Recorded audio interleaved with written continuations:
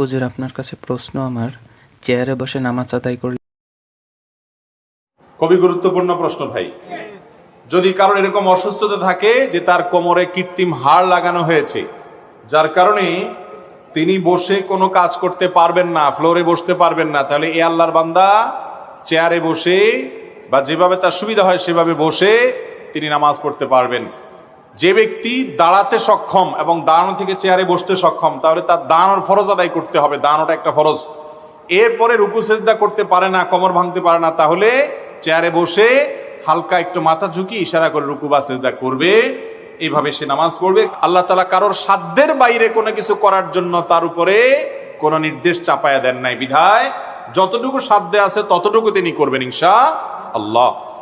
কিন্তু আজকাল অনেকে আছেন, একটু সামান্য শরীরটা ব্যথা, ভালো লাগে না, একটু কোমর ব্যথা মনে হয়েছে, একটু গায়ে জ্বর জ্বর মনে হচ্ছে, আর চেয়ারটা টান দিয়ে বসে উনি নামাজ শুরু করে দিয়েছেন।